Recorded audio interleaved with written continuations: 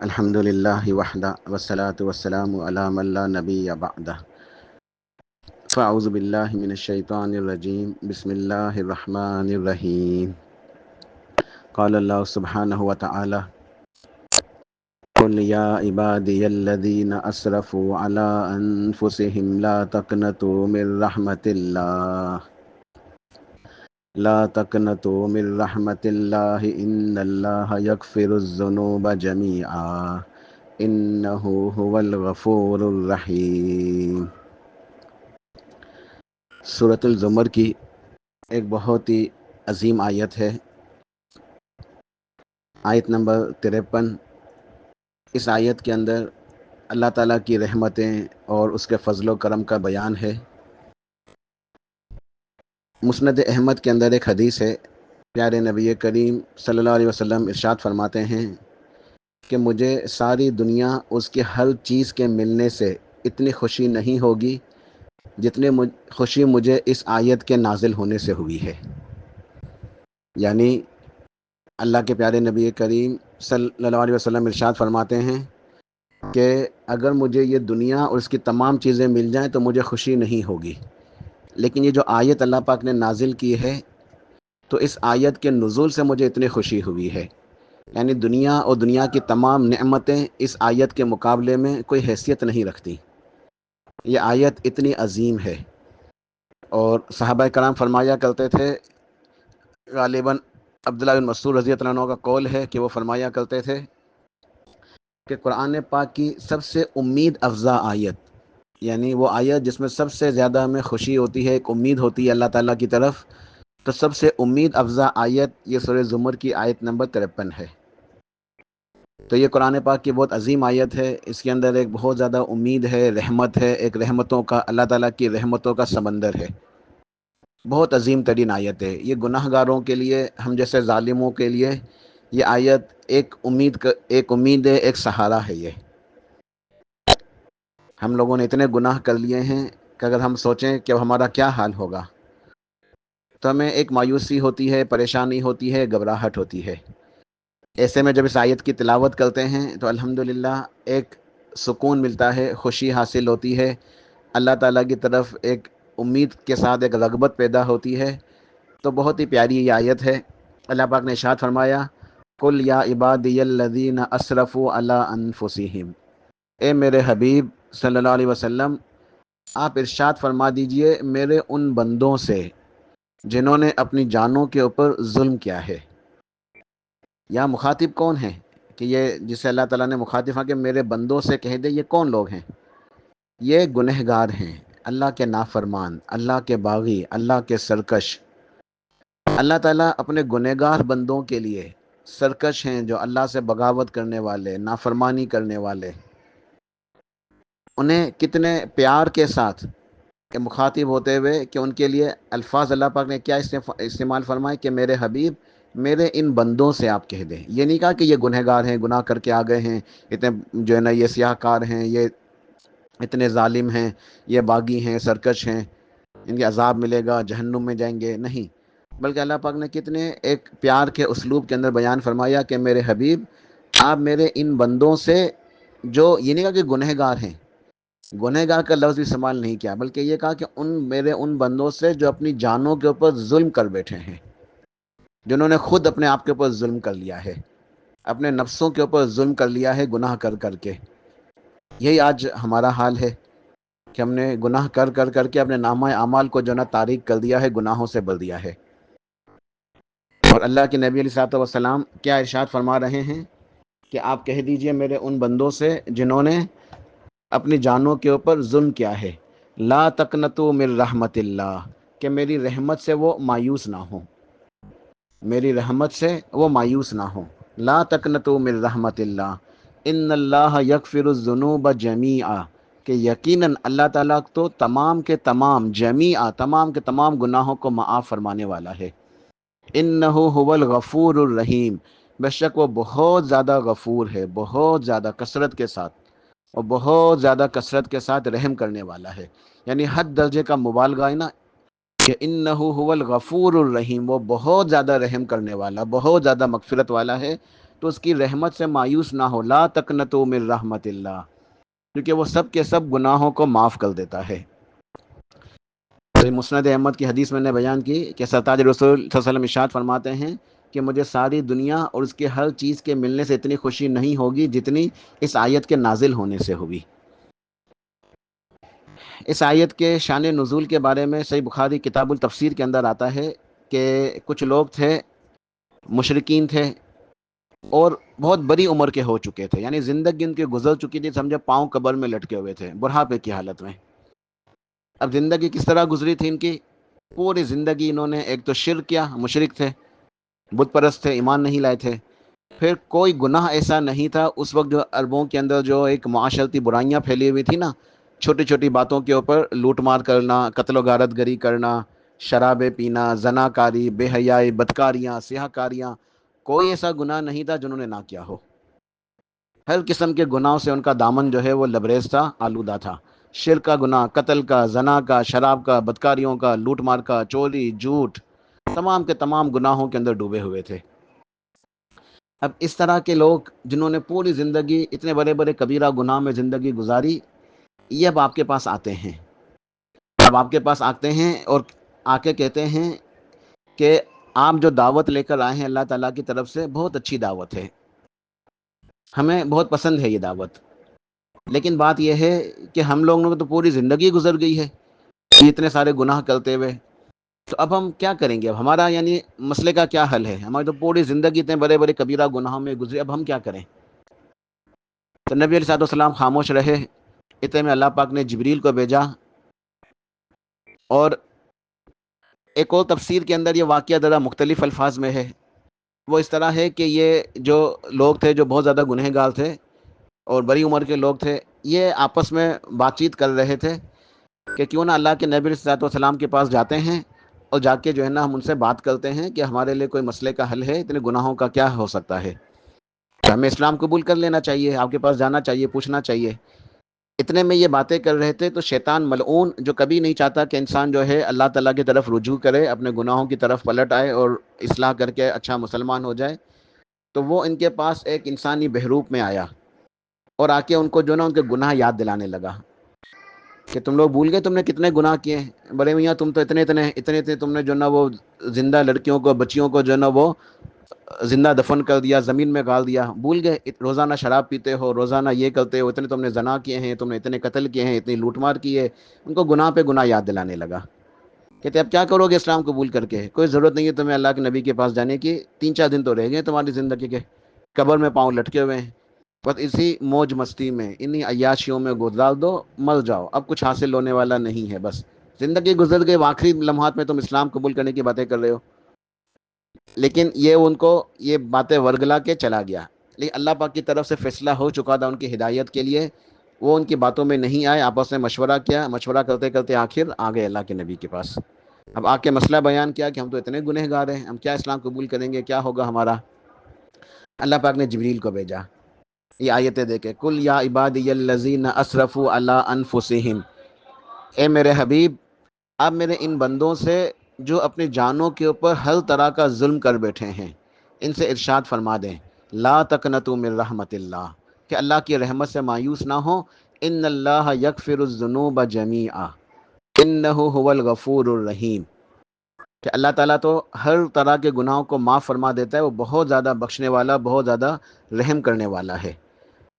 اب یہ نہیں کہ معاملہ صرف زبانی کلامی، اس کے بعد آیت نمبر 54 اور 55 کے اندر باقاعدہ پورا ایک منہج بتایا گیا، ایک راستے کی نشاندہی کی گئی، ان اعمال کا تذکرہ کیا گیا جن کے کرنے کی وجہ سے انسان اللہ کی رحمت کو، مغفرت کو حاصل کر لے گا، اس کے سارے گناہ معاف ہو جائیں گے۔ لیکن آیت نمبر 53 میں انہیں دلاسا دیا گیا، انہیں امید دلائی گئی کہ اسلام قبول کر لو، اصلاح کر لو، نیک بن جاؤ، پیچھے کی زندگی کو بھول جاؤ، پیچھے جو کچھ ہو چکا اللہ تعالیٰ سب کا سب معاف کر دے گا، صرف اللہ تعالیٰ کی طرف پلٹ آؤ، قبول کر لو اسلام، اللہ کی بات کو مان لو، اطیع اللہ و اطیع الرسول کے مطابق زندگی گزار لو، اس کلمہ توحید کو اختیار کر لو۔ اللہ کی رحمت کتنی وسیع ہے۔ دیکھیں اللہ پاک نے مشرکوں کا تذکرہ فرمایا، بلکہ ایک حدیث میں بھی ایک آتا ہے، مسند احمد ہی کی ایک روایت ہے کہ ایک شخص نے سوال کیا تھا کہ یا رسول اللہ صلی اللہ علیہ وسلم، اگر کوئی شخص وہ مشرک ہے اور اس نے زندگی بھر شرک کیا ہے تو کیا اس کا یہ گناہ معاف ہو سکتا ہے؟ آپ نے فرمایا ہاں، شرک کا گناہ بھی معاف ہو جائے گا۔ 3 مرتبہ آپ نے ارشاد فرمایا اگر وہ سچی توبہ کر لے، اخلاص کے ساتھ اللہ کی توحید کو سیکھ لے۔ شرک سے بڑا تو کوئی گناہ ہے ہی نہیں نا، اس کائنات کے اندر سب سے بڑا گناہ، سب سے بڑا باری ظلم، ان الشرک لظلم عظیم، وہ شرک ہے۔ اللہ تعالیٰ مشرک کو بھی معاف کر دے گا اگر مشرک اپنی اصلاح کر لے، سچی توبہ کر لے اور توحید کو اختیار کر لے۔ اسی طرح میں بات یہ کر رہا تھا کہ اللہ پاک نے قرآن پاک میں عیسائیوں کا تذکرہ فرمایا نا، تو عیسائیوں نے کتنا بھاری ظلم کیا، کتنا بڑا بھاری شرک کیا کہ نعوذ باللہ اللہ تعالیٰ کے ساتھ جو ہے نا وہ عقیدہ رکھا کہ بیٹے کا عقیدہ، بیوی کا عقیدہ اور 3 الہوں کا عقیدہ۔ اللہ نے کیا فرمایا؟ لقد کفر الذین قالوا ان اللہ ثالث ثلاثہ، کہ یقیناً کفر کیا ان لوگوں نے جنہوں نے یہ کہا کہ اللہ تو 3 میں سے ایک ہے۔ یہ جو عقیدہ تثلیث ہے یہ کتنا خطرناک، کتنا بھاری جو ہے نا یہ جرم ہے۔ اور قرآن پاک میں اللہ پاک نے ارشاد فرمایا نا کہ اللہ تعالیٰ اگر زمین و آسمان کو تھام نہ لے تو یہ آسمان جو ہے وہ ٹوٹ جائیں، یہ زمین جو ہے، یہ پہاڑ اتنے مضبوط زمین و آسمان یہ ٹوٹ کے گر پڑیں، یہ سب کچھ ختم ہو جائے ان کے اس بات کے اوپر کہ اللہ تعالیٰ کی کوئی اولاد ہو سکتی ہے۔ یعنی اللہ تعالیٰ کے لیے یہ عقیدہ رکھنا، تو عقیدہ تثلیث رکھنے والے عیسائیوں کے اللہ پاک نے کیا ارشاد فرمایا؟ افلا یتوبون الی اللہ، افلا یتوبون الی اللہ ویستغفرون، کہ بلا یہ لوگ توبہ کیوں نہیں کرتے؟ افلا یتوبون الی اللہ، یہ اللہ تعالیٰ کی طرف متوجہ کیوں نہیں ہو جاتے؟ ویستغفرون، استغفار کیوں نہیں کرتے؟ یعنی اللہ ان کو خود دعوت دے رہا ہے کہ یہ ایسے عقیدہ تسلیق رکھنے والے، اتنا گندا، اتنا شرکیہ عقیدہ رکھنے والے، ان لوگوں کو ہو کیا گیا ہے؟ اپنی اصلاح کیوں نہیں کرتے؟ اللہ تعالیٰ کی طرف متوجہ کیوں نہیں ہو جاتے؟ کیوں یہ استغفار نہیں کرتے؟ کیوں معافیاں نہیں مانگتے؟ کیوں اپنی اصلاح نہیں کرتے؟ یعنی اگر یہ لوگ بھی اللہ سے رجوع کر لیں، اللہ تعالیٰ کی طرف پلٹ آئیں، توبہ استغفار کر لیں، اس گندے عقیدے کو چھوڑ کے موحد ہو جائیں، عقیدہ توحید کو اختیار کر لیں، نیک بن جائیں، نیکی تقوی حاصل کر لیں، اللہ تعالیٰ ان کو بھی معاف کر دے گا۔ تو عیسائی بھی اگر مسلمان ہو جائیں گے ان کے بھی سارے کے سارے گناہ معاف۔ یہودی اتنے بڑے مجرم اگر سچے دل کے ساتھ، اخلاص کے ساتھ اسلام قبول کر لیں، اپنی اصلاح کر لیں، اللہ تعالیٰ سے معافی مانگ لیں، سب گناہ معاف۔ بت پرست بھی، ہندو بھی، جتنے بھی اللہ کے نافرمان ہیں، اگر وہ اخلاص کے ساتھ اللہ تعالیٰ کی طرف آ جائیں، اللہ تعالیٰ سارے گناہوں کو معاف فرما دے گا۔ قرآن پاک میں اللہ تعالیٰ نے اصحاب الاخدود کا تذکرہ فرمایا، خندق والے، کہ ایک ظالم بادشاہ نے اللہ کے نیک بندوں کے، جو اللہ کے دوست تھے، اللہ کے نیک بندے ایمان والے، انہیں صرف اس وجہ سے کہ وہ ایمان والے تھے، خندق کے گڑھے کھدوائے، اس کے اندر آگ جلائی، ان کو اسلام لانے کے جرم میں آگ کے اندر ڈال دیا۔ اللہ پاک نے کیا ارشاد فرمایا سورہ بروج کے اندر کہ ان الذین فتنوا المؤمنین والمؤمنات، کہ یقیناً وہ لوگ جنہوں نے مومن مردوں کو، مومن عورتوں کو آزمائش میں ڈالا، اتنی بڑی آزمائش میں کہ زندہ جلا دیا ان کو اسلام لانے کی وجہ سے، زندہ جلا دیا، برکتی ہوئی آگ کے اندر زندہ زندہ جھونک دیا۔ آج انسان ایک تصور کرے، ایک بہت بڑی کڑھائی ہو، اس کے اندر تیل جو ہے نا وہ ابل رہا ہو، جس کے اندر ہم اپنی مختلف چیزیں جو ہے نا فرائی آئٹم تلتے ہیں، پکوڑے وغیرہ، سموسے، تو قریب بھی کھڑے ہوتے ہیں، کسی میں مشکل ہوتی ہے، تکلیف ہوتی ہے۔ خواتین جانتی ہیں اکثر اچھی طرح کچن میں کام کرتے ہوئے کتنی احتیاط کرنی پڑتی ہے۔ تو ایک انسان ذرا تصور کرے کہ کسی کو جلتی ہوئی، زندہ جلتی ہوئی آگ کے اندر جھونک دینا، زندہ جلا دینا، کیا تکلیف ہوگی، کتنی بڑی آزمائش، کتنی بڑی پریشانی ہے۔ اور یہ عام لوگ نہیں، ایمان والے مومنین، اللہ نے ان کے بارے میں بڑی عجیب آیت ہے قرآن پاک کی، کبھی غور و فکر کرتے ہوئے بہت عجیب لگتی ہے یہ آیت۔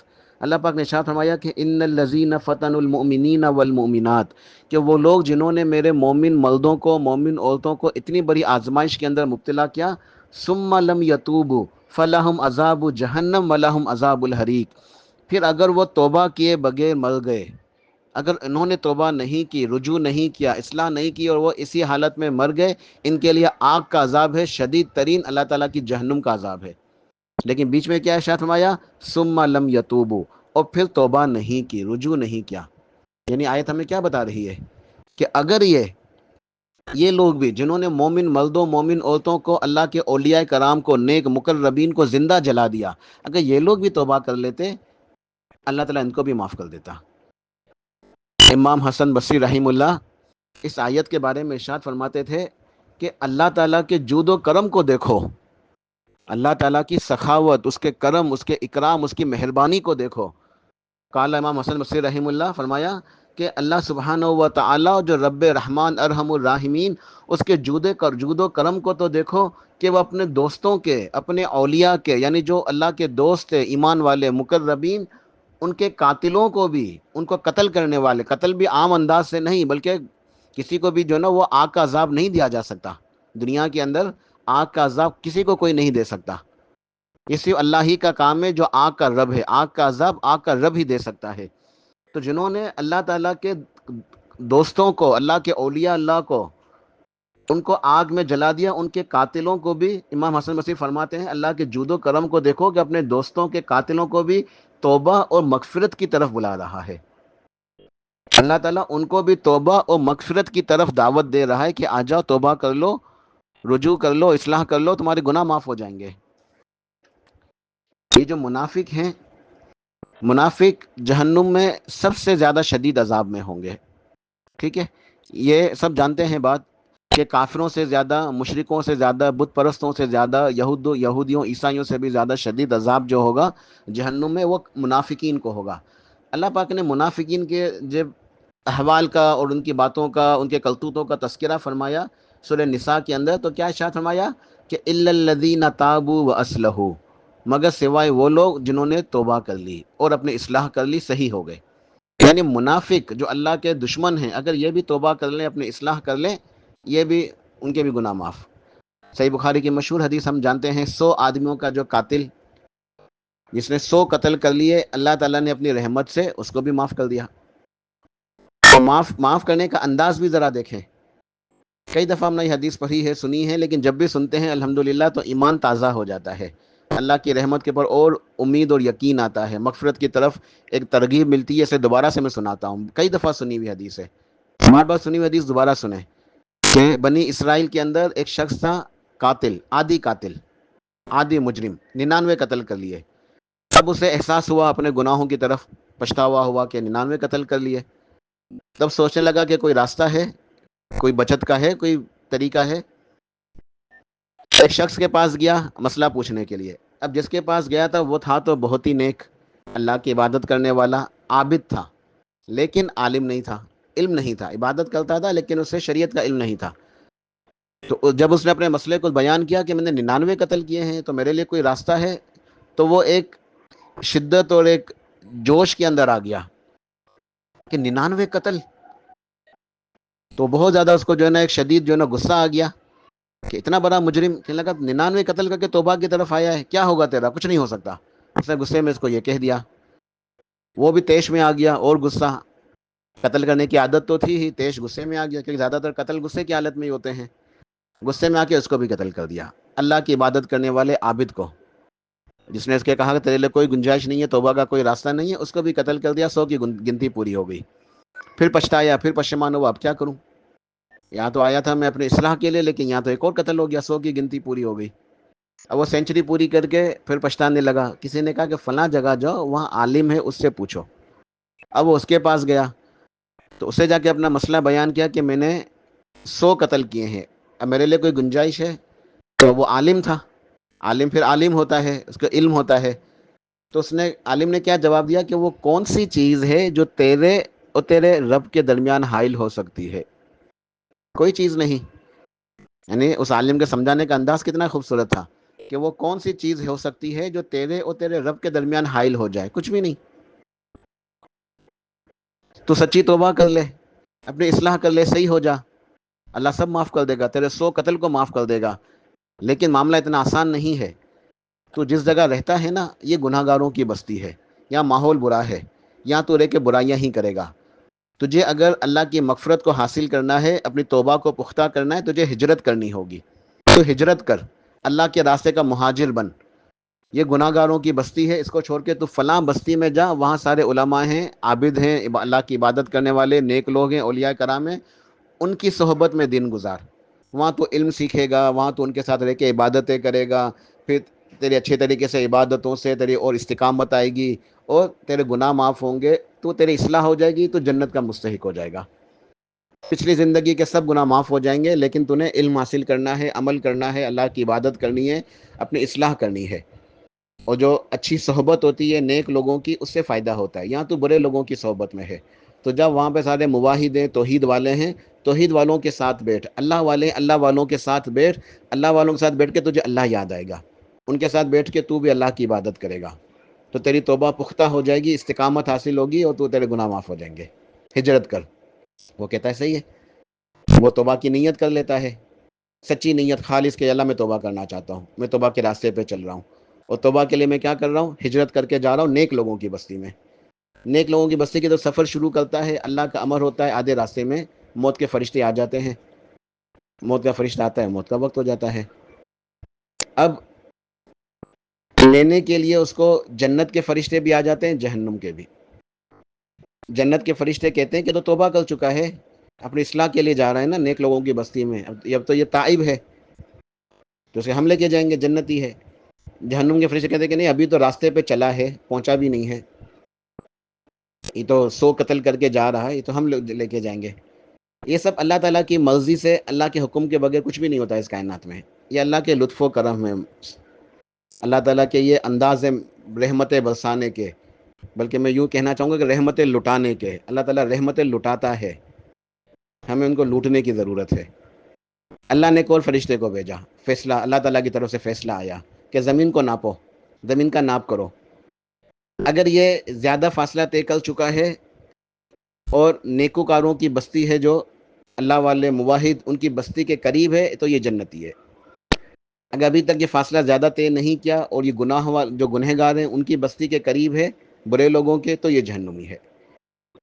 تو جب ناپا گیا تو ایک بالشت جو ہے وہ بس زیادہ نکلی، اس کی بچت ہو گئی. وہ ایک بالشت یعنی جو آدھا راستہ طے ہوا تھا، ایک بالشت سے زیادہ طے کر لیا تھا، قدم ایک اٹھا چکا تھا مزید آگے، ایک قدم نیکی کی طرف اٹھانے کی وجہ سے اس کے لیے جنت کا فیصلہ ہو گیا. اور ایک اور روایت میں اور عجیب الفاظ ہیں، اس میں تو یہ ہے کہ زمین برابر تھی، زمین برابر تھی یا ایک بالش کم تھی. نیکوکاروں کی بستی کی طرف ایک بالش کم تھی، گناہ گاروں کی طرف ایک بالش زیادہ تھی. اس حساب سے تو کو جہنم میں جانا چاہیے، لیکن وہ رب رحمان ہے، اس نے نوازنا ہے اپنی رحمتوں سے. تو اس نے زمین کو حکم دیا، زمین کے رب نے، جو زمین کا رب ہے، جو آسمانوں کا رب ہے، جو اس پوری کائنات کا رب ہے، جو رب العالمین ہے، اس نے زمین کو حکم دیا کہ گناہ والی بستی تو ایک بالش پیچھے ہو جا، اور نیکی والی بستی جو نیکوکاروں کی طرف ہے، اللہ کے نیک بندے، ایک بالش جو ہے وہ آگے آ جا. تو اس وجہ سے ایک بالش کا جو نا فاصلہ زیادہ ہو گیا اس کا نیکوکاروں کی بستی کی طرف، تو فیصلہ ہو گیا کہ یہ جنتی ہے. تو 100 آدمیوں کے قاتل کو اللہ تعالیٰ نے معاف کر کے اپنی رحمت سے بخش دیا، اور وہ جنت میں چلا گیا. تو لا تقنطوا من رحمت اللہ، کہ اللہ کی رحمت سے مایوس نہ ہو. تو اللہ پاک نے ارشاد فرمایا، جو ہم آیت پڑھ رہے تھے سورہ زمر آیت نمبر 53، کہ اللہ تعالیٰ سارے گناہوں کو معاف کر دیتا ہے، وہ بہت زیادہ بخشنے والا، بہت زیادہ مہربان ہے. لیکن صرف زبانی کلامی نہیں، بلکہ پورا ایک راستے کو اختیار کرنا ہوگا، پورا منہج ہوگا. اگلی 2 آیتوں کے اندر بیان ہوا، اللہ پاک نے ارشاد فرمایا وَأَنِيبُوا إِلَىٰ رَبِّكُمْ وَأَسْلِمُوا لَهُ وَأَسْلِمُوا لَهُ مِن قَبْلِ أَن يَأْتِيَكُمُ الْعَذَابُ ثُمَّ لَا تُنصَرُونَ. اگر تم چاہتے ہو اللہ کی رحمت کو حاصل کرنا، اپنے گناہوں کو بخشوانا، تو اب تمہارے لیے لازم ہے وَأَنِيبُوا إِلَىٰ رَبِّكُمْ، اپنی رب کی طرف انابت اختیار کرو. رب کی طرف انابت کو اختیار کر لو، یعنی رجوع کر لو، پلٹ آؤ، اپنی اصلاح کر لو، اللہ کی طرف آ جاؤ. فَفِرُّوا إِلَى اللَّهِ، اللہ کی طرف بھاگو، اللہ کی طرف آ جاؤ. تو یہ انابت اللہ، تم انابت اللہ کو اختیار کرو، اللہ کی طرف پلٹ آؤ. وَأَسْلِمُوا، اور اسلام قبول کر لو، اللہ کی اطاعت کرو، اللہ کی بندگی کرو، اللہ کی عبادت کرو، اس کی فرما برداری کرو، نیکیاں کرو، گناہوں سے بچو، حرام سے بچو. جن کاموں سے اللہ نے روکا ہے ان سے رک جاؤ، جن کاموں سے منع کیا ہے اس سے باز آ جاؤ. جو حرام ہے حرام کو حرام سمجھ کے دور ہو جاؤ، جو گناہوں کے قریب نہ جاؤ. وَأَسْلِمُوا لَهُ مِن قَبْلِ، اس سے پہلے أَن يَأْتِيَكُمُ الْعَذَابُ ثُمَّ لَا تُنصَرُونَ، کہ اسی غفلت کی زندگی تم گزار رہے ہو اور تمہارے پاس اللہ کا عذاب آ جائے، پھر تمہاری مدد نہیں کی جائے گی. آگے ارشاد فرمایا وَاتَّبِعُوا أَحْسَنَ مَا أُنزِلَ إِلَيْكُم مِّن رَّبِّكُم مِّن قَبْلِ أَن يَأْتِيَكُمُ الْعَذَابُ بَغْتَةً وَأَنتُمْ لَا تَشْعُرُونَ. اور اس چیز کی پیروی کرو جو تمہاری طرف تمہارے رب کی طرف سے نازل کی گئی ہے، یعنی قرآن و حدیث۔ رجوع اللہ کرو، اسلام قبول کر لو، ایمان لاؤ، اللہ کی اطاعت کرو اور نیک اعمال کرو۔ کس طرح؟ وَاتَّبِعُوا أَحْسَنَ مَا أُنزِلَ إِلَيْكُم مِّن رَّبِّكُم، تمہارے رب کی طرف سے تمہارے پاس جو ہدایت آئی ہے، جو کتاب آئی ہے، کتاب ہدایت، جو کتاب و سنت آئی ہے، تو قرآن و حدیث کے مطابق عمل کرو، اس کی اتباع کرو، اس کی پیروی کرو، اس کے پیچھے چلو، یعنی نبی علیہ الصلوۃ والسلام کے فوٹ پرنٹس کے اوپر، آپ کے قدموں کے نشانات پہ چلو جیسے صحابہ چلے۔ اطاعت رسول کا راستہ اختیار کرو، صراط مستقیم ہے یہ۔ تو تم اتباع سنت کا راستہ اختیار کرو تو تمہارے سارے گناہ معاف ہو جائیں گے۔ تو اللہ سبحانہ و تعالیٰ نے ان آیتوں کے اندر بہت عظیم جو ہے ہمیں ایک امید دلائی ہے کہ جتنے بھی گناہ ہیں سب گناہ معاف ہو جائیں گے اگر تم اللہ تعالیٰ سے سچی توبہ کرو گے، اپنے اصلاح کرو گے، اتباع سنت کے راستے کو اختیار کرو گے۔ دعا کی قبولیت کے کچھ ایسے واقعات ہیں جو انسان سنتا ہے تو بہت زیادہ حیرت ہوتی ہے۔ کبھی کبھار تو انسان کو یقین نہیں آتا کہ ایسا بھی ہو سکتا ہے۔ بہت عجیب واقعات ہوتے ہیں۔ ایسا ہی ایک واقعہ صحیح بخاری کے اندر موجود ہے۔ صحیح بخاری کے اندر سیدنا فاروق اعظم عمر بن خطاب، عمر فاروق رضی اللہ تعالیٰ عنہ، کتنا عظیم اونچا مقام ہے آپ کا۔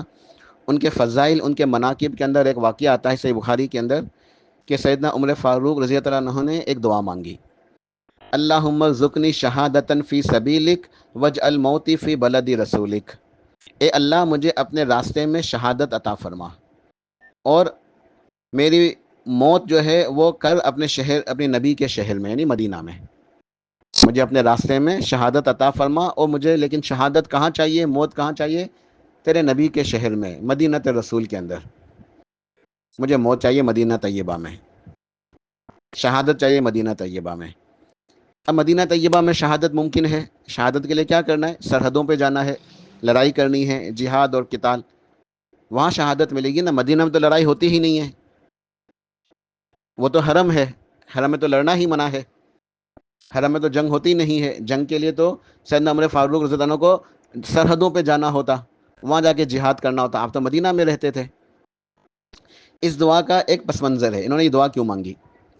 فتح الباری جو صحیح بخاری کی سب سے جو ہے نا وہ عظیم شرح ہے، حافظ ابن حجر اسقلانی رحمہ اللہ فتح الباری کے اندر صحیح بخاری کی شرح کے اندر لکھتے ہیں کہ ایک صحابی ہیں سیدنا حضرت عوف بن مالک الاشجعی رضی اللہ تعالیٰ عنہ، انہوں نے خواب دیکھا۔ خواب میں یہ دیکھا کہ سیدنا فاروق اعظم رضی اللہ عنہ ان کو شہید کر دیا گیا، حضرت فاروق اعظم کو شہید کر دیا گیا۔ یہ خواب دیکھا کس نے؟ حضرت عوف بن مالک نے۔ تو وہ خواب جب انہوں نے دیکھا تو اگلے دن وہ مسجد نبوی آئے، سیدنا عمر فاروق کو وہ خواب سنایا۔ مدینہ آ کے انہوں نے حضرت عمر فاروق رضی اللہ عنہ کو یہ خواب سنایا کہ امیر المومنین میں نے یہ خواب دیکھا ہے کہ خواب میں آپ کو شہید کیا جا رہا ہے، آپ شہید ہو گئے۔ تو اس وقت حضرت عمر فاروق فرماتے ہیں کہ بلا ایسا کیسے ہو سکتا ہے کہ میں تو مدینۃ الرسول میں رہتا ہوں، سرحدوں پہ نہیں جاتا جہاد کے لیے، وفود میرے پاس آتے ہیں، خلافت کی ذمہ داریاں میرے اوپر ہیں، تو مجھے تو لازم یہیں پہ رہنا ہے، یہ مرکز ہے، یہ ہیڈ کوارٹر ہے مدینہ، یہ کیپٹل ہے اسلام کا، تو اس کو چھوڑ کے تو میں اگلے محاذوں پہ نہیں جا سکتا، تو میں تو یہاں پہ رہتا ہوں، لوگ میرے پاس آتے ہیں، وفود میرے پاس آتے ہیں، میں نے یہاں سے حکومت چلانی ہے، خلافت کے ذمہ داریاں نبھانی ہیں، تو بلا مجھے کیسے شہادت مل سکتی ہے؟ پھر خود اپنے آپ کو جواب دیتے ہیں سیدنا فاروق اعظم، یہ ہوتی ہے امید، یہ ہوتا ہے ایمان۔ کہتے ہیں کہ بلا مجھے، پہلے خود کہتے ہیں حضرت عمر فاروق خود فرماتے ہیں کہ بلا مجھے شہادت کیسے مل سکتی ہے، میں تو مدینہ رسول میں رہتا ہوں۔ پھر کہتے ہیں کہ اچھا کچھ سوچ کے کہ بلا مجھے شہادت کیوں نہیں مل سکتی، بلا مجھے شہادت کیوں نہیں مل سکتی؟ شہادت تو اللہ نے دینی ہے نا، تو اللہ کے لیے کوئی کام ناممکن ہوتا ہے؟ اللہ کے لیے کوئی کام مشکل ہوتا ہے؟ ان اللہ علی کل شیء قدیر، اللہ تو جو چاہے کرتا ہے، تو مجھے شہادت مل سکتی ہے، کیوں نہیں مل سکتی؟ اس موقع پہ انہوں نے یہ دعا مانگی جو بخاری شریف کے اندر موجود ہے، ان کی دعا، اللہم ارزقنی شہادتن فی سبیلک واجعل موتی فی بلد رسولک، اے اللہ اپنے راستے میں شہادت نصیب فرما اور موت نصیب فرما شہادت کی اپنے نبی کے شہر میں۔ تو ان کی اس دعا کو سن کے جو نا لوگوں کو تعجب ہوتا تھا۔ خود ان کی پیاری بیٹی حضرت حفصہ رضی اللہ عنہا وہ فرماتی ہیں کہ اپنے والد کی یہ دعا سن کے مجھے حیرت ہوتی تھی، میں ان سے پوچھتی تھی کہ بابا جان آپ کی یہ دعا کیسے پوری ہوگی؟ آپ شہادت مانگ رہے ہیں مدینۃ الرسول کے اندر، تو یہاں کیسے؟ آپ کو تو وہاں جانا ہوگا نا محاذوں پہ. تو یہ کہتے ہیں جواب میں ارشاد فرماتے کہ بیٹی یہ تو اللہ کا کام ہے، میں تو جا نہیں سکتا، خلافت کی ذمہ داریاں ہیں، میں خلافت کی ذمہ داریاں چھوڑ کے، ہیڈ کوارٹر چھوڑ کے میں کیسے چلے جاؤں؟ لیکن مجھے شہادت چاہیے. کیسے ہوگی یہ میرے سوچنا کا کام نہیں ہے، اللہ کا کام ہے. اللہ تعالیٰ نے ان کی دونوں دعائیں قبول کی، شہادت بھی ملی، اپنے نبی کے شہر میں بھی ملی، نبی کے شہر کے اندر دفن بھی ہوئے، نبی کے برابر میں حجرہ رسول کے اندر دفن ہوئے. اللہ نے دونوں دعائیں قبول کی. 26 ذی الحج 23 ہجری کو بدھ کا دن تھا. آپ مسجد نبوی کے اندر صحابہ کرام کو نماز پڑھا رہے تھے، نماز کی امامت کر رہے تھے. فجر کا وقت تھا، نماز فجر کی امامت. ابو لولی مجوسی ایرانی جو ہے، ملدود ملعون، یہ آپ کا قاتل، یہ ایک زہر آلود خنجر لے کے آتا ہے، اور نماز کے دوران میں سیدنا فاروق اعظم، اللہ کے ولی، اللہ کے نبی کے عظیم ترین صحابی، ان کے اوپر وہ ملعون ملدود جو ہے وہ حملہ کر دیتا ہے. آپ حملے کی تاب نہیں لاتے، بہت شدید حملے ہوتے ہیں، خنجر، وہ بھی زہر آلود، شدید زخمی ہو کے گر پڑتے ہیں. یہ 26 ذی الحج کا واقعہ ہے. 3-4 دن آپ اسی تکلیف میں رہتے ہیں. آخر یکم محرم کو آپ کا انتقال ہو جاتا ہے، شہادت نصیب ہو جاتی ہے. دوسری دعا بھی قبول ہوئی کہ شہادت ملی، اور وہ بھی مدینۃ الرسول مسجد نبوی کے اندر، مسجد نبوی کے اندر شہادت ملی. اور تدفین کہاں ہوئی؟ تدفین ہوئی ہے حجرۃ الرسول کے اندر. اللہ کے نبی جہاں آرام فرما رہے ہیں، یار غار سیدنا آپ کے ساتھی ابوبکر صدیق اور دوسرے ساتھی عمر فاروق، تینوں دوست ایک ساتھ ایک ہی جگہ ایک ہی حجرے کے اندر تینوں آرام کر رہے ہیں. اور وہ حجرہ کیا ہے؟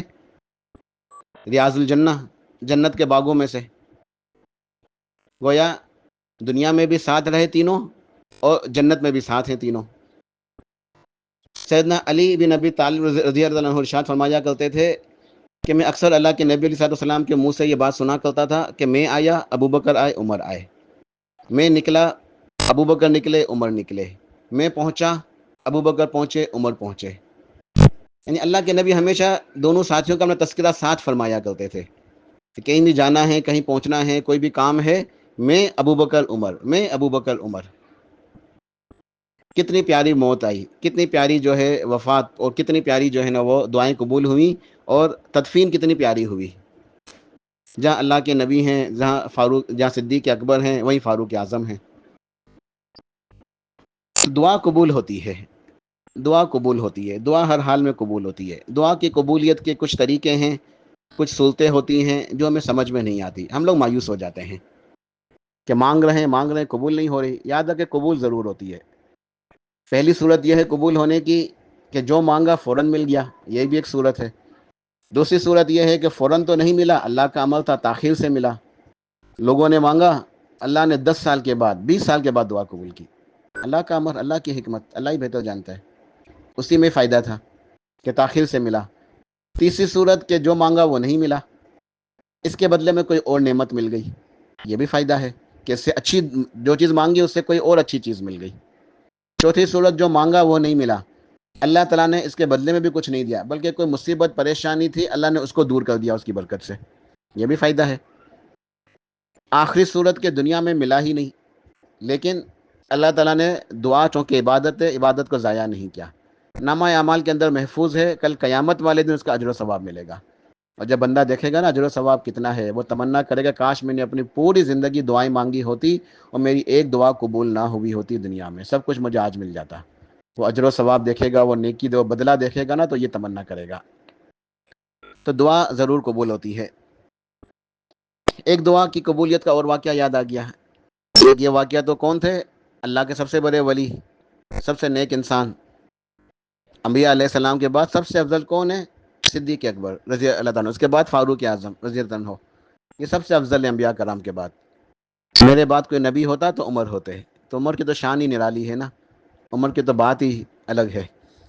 اب میں کیسے دعا کی قبولیت کا تذکرہ کرنا چاہتا ہوں جو اس سے بھی عجیب ہے، کیونکہ یہ تو عمر تھے نا، عمر تو پھر عمر ہے، لیکن یہ کون ہے؟ وہ ہے جو سب سے بڑا نافرمان ہے. سب سے بڑا نافرمان۔ اللہ تعالیٰ نے ابلیس کا تذکرہ کیا قرآن پاک میں، سورہ صاد کی آیات ہیں۔ اللہ پاک نے ارشاد فرمایا کہ میں نے آدم کو پیدا کیا، فرشتوں کو حکم دیا کہ سجدہ کرو، سب سجدے میں چلے گئے۔ ابلیس کو بھی حکم تھا، حالانکہ وہ فرشتہ نہیں ہے، جن ہے، لیکن اللہ نے اتنا عبادت کرنے کی وجہ سے اتنا اونچا مقام عطا فرمایا تھا کہ فرشتوں کے درمیان رہتا تھا۔ اللہ نے سب فرشتوں کو حکم دیا تو ابلیس بھی شامل تھا اس حکم کے اندر۔ فرشتے چلے گئے سجدے میں، سجدہ تعظیمی ابلیس نے نہیں کیا۔ ایک تو سجدہ نہیں کیا، اللہ کی نافرمانی کی، پھر اللہ نے پوچھا کیوں؟ اللہ کے سامنے جواب دینے لگا، اللہ کے آگے، اللہ کے سامنے جواب دے رہا ہے، اللہ کے سامنے اپنی بات کر رہا ہے، اللہ کے آگے اپنی بات کو رکھ رہا ہے، اللہ کے آگے دلیل دے رہا ہے، اللہ کے آگے آرگیومنٹس۔ کہتا ہے قال انا خیر منہ خلقتنی من نار وخلقتہ من طین۔ اے اللہ، یعنی کیا؟ نعوذ باللہ کہ یا اللہ آپ کا جو فیصلہ ہے نا یہ غلط تھا۔ کیوں؟ آپ کو نے کیا کیا کہ مجھے آپ حکم دے رہے ہو اس کو سجدہ کروں؟ میں تو اس سے افضل ہوں، میں تو اس سے بہتر ہوں، اس سے خیر ہوں۔ کیوں؟ آپ نے مجھے آگ سے پیدا کیا، اس کو مٹی سے پیدا کیا، تو آگ تو جو ہے نا مٹی سے افضل ہے، تو بھلا جو افضل چیز ہے وہ ادنا کو کیسے سجدہ کرے؟ جو آگ ہے وہ مٹی کو کیسے سجدہ کر سکتی ہے؟ آگ تو مٹی سے افضل ہے، سپیریئر ہے۔ تو اللہ کے سامنے، اللہ کے فیصلوں کے آگے جو ہے نا پھر وہ مردود اپنی بات کو رکھ رہا ہے، آرگیومنٹس کر رہا ہے، حجتیں پیش کر رہا ہے۔ کتنا بڑا جرم! اللہ نے فرمایا قال فخرج منها فانک رجیم، جا تو یہاں سے دھتکار دیا گیا، یہاں سے تو ملعون قرار پایا، تو ذلیل ہو کے، رسوا ہو کے چلے جا نیچے، تیرے اوپر قیامت تک لعنت برستی رہے گی، اب تو ختم، کچھ بھی نہیں ہو سکتا تیرا، تو ملعون ہمیشہ کے لیے، دھتکار دیا گیا۔ وَإِنَّ عَلَيْكَ لَعْنَتِ إِلَىٰ يَوْمِ الدِّينِ، تیرے پر تو لعنت ہے ہمیشہ ہمیشہ کے لیے، اور تو جہنمی ہے۔ سب سے زیادہ عذاب تو جہنم کے اندر ابلیس کو ہوگا۔ سب سے زیادہ موت کی تکلیف جو ہے نا، کیونکہ سب سے آخر میں مرے گا نا یہ ملدود، سب سے زیادہ موت کی تکلیف بھی ابلیس کو ہوگی، اور سب سے زیادہ قیامت والے دن عذاب بھی ابلیس کو ملے گا۔ تو اس موقع کے اوپر وہ ابلیس جو ہے، جو اللہ کا نافرمان ہے، انکار کرنے والا، کفر کرنے والا، بغاوت کرنے والا، سرکشی کرنے والا، اللہ کے سامنے اسٹینڈ لینے والا، آرگیومنٹس دینے والا، اللہ کے فیصلے کے آگے کھڑے ہو جانے والا، وہ بھی کیا کہتا ہے؟ قال ربی، اللہ کو پکار رہا ہے، اللہ سے مانگ رہا ہے، دعا کر رہا ہے، ربی، اے میرے رب۔ تو مانگ بھی کیسے رہا ہے؟ اللہ کو اس کی ربوبیت کا واسطہ، اے میرے رب۔ انسانوں کو تو ملدود کیسے گمراہ کرتا ہے کہ دعائیں قبول نہیں ہوں گی جب تک وسیلہ نہیں لگاؤ گے، واسطہ نہیں، تم تو بہت ہی گنہگار ہو، جاؤ یہ اولیاء کرام کے، نیک لوگوں کے، بزرگوں کے وسیلے دو، واسطے دو۔ پھر طریقے بھی سکھا رہا ہے کہ وسیلے واسطے دینے کے جاؤ، درگاہوں پہ جاؤ، چادریں چڑھاؤ، ان کو راضی کرو، ان کو خوش کرو، وہ تمہیں دیکھتے ہیں کہ ہماری قبر پہ کون آیا، کون چادر لے کر آیا، کس قیمتی اور مہنگی، زیادہ سے زیادہ خرچ کرو، پھر لنگر بھی دو، نیازیں بھی کرو، یہ بزرگ خوش ہوں گے، پھر ان کے نام کے وسیلوں سے جو نا تمہیں ملے گا۔ ڈائریکٹ نہیں مل سکتا، اللہ تک پہنچ نہیں سکتے، تو یہ وسیلے دو، واسطے دو، یہ شرک کراتا ہے ملدود۔ اور خود بغیر وسیلے، بغیر واسطے کے ڈائریکٹ اللہ کی ربوبیت کا واسطہ، یا ربی، کہتا اے میرے رب، فَأَنزِلْنِي إِلَىٰ يَوْمِ يُبْعَثُونَ، اللہ سے دعا مانگ رہا ہے کہ اللہ مجھے مہلت دے دے قیامت تک۔ اب یہاں ذرا غور و فکر کیجئے گا، دعا مانگنے والا کون ہے؟ ملعون، ملدود، ابلیس۔ اس سے بڑھ کے ظالم کون ہوگا؟ سب سے بڑا کافر، ٹھیک ہے؟ اچھا، ایک تو سب سے بڑا کافر ہے، سب سے بڑا ظالم ہے، ملدود ہے، ملعون ہے، تو یہ دعا مانگنے والا ہے، لیکن یقین کتنا ہے کہ ایسی دعا مانگ رہا ہے جو دعا بھی بہت ہی عجیب ہے۔ سیدنا عمر فاروق کی جو دعا تھی نا، اس سے بھی عجیب ہے یہ دعا، اس سے بھی عجیب ہے۔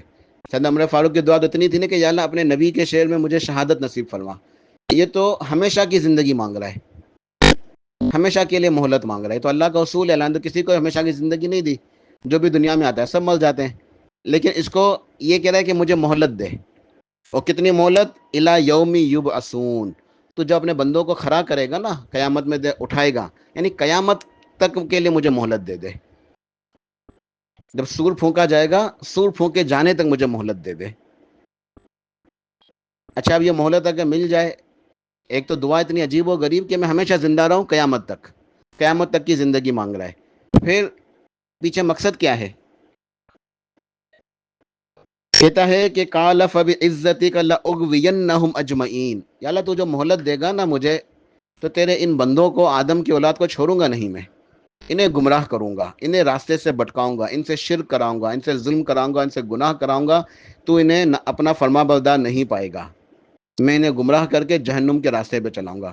تو ایک تو دعا اتنی عجیب مانگ رہا ہے کہ قیامت تک مجھے زندگی دے، مہلت دے، اور پھر وہ کیوں مانگ رہا ہے؟ نافرمانی کے لیے، نافرمانی کرانے کے لیے۔ اس سے بڑی خطرناک دعا کیا ہو سکتی ہے کہ اللہ مہلت دے کہ تیرے بندوں سے گناہ کراؤں گا، شرک کراؤں گا۔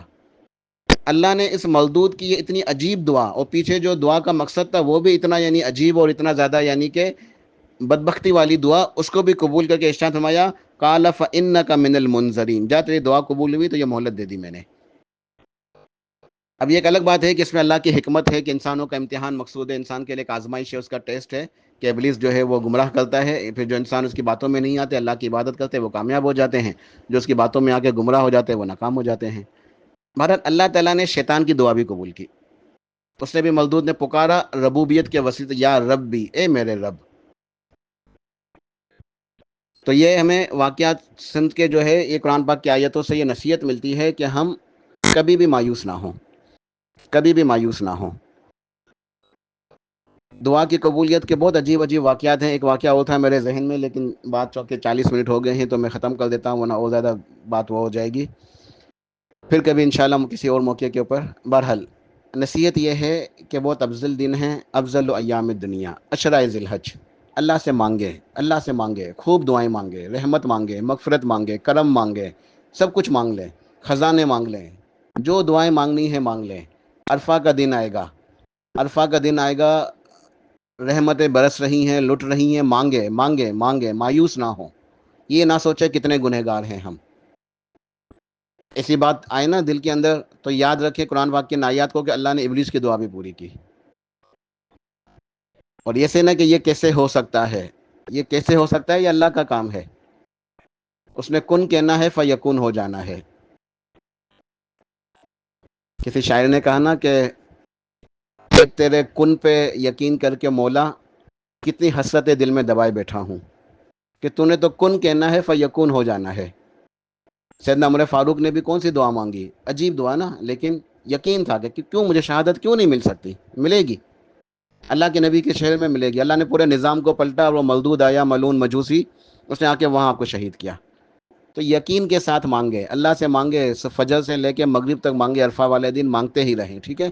اور عشرہ ذی الحج کے جتنے بھی ایام باقی رہ گئے خوب تکبیرات پڑھیں، تسبیح، تحلیل، تکبیر، تمجید، جتنے نیک اعمال ہو سکتے ہیں نیک اعمال کریں، خوب دعائیں مانگیں، اللہ پاک توفیق عطا فرمائے۔ سبحان ربک رب العزت عما یصفون وسلام علی المرسلین والحمد للہ رب العالمین۔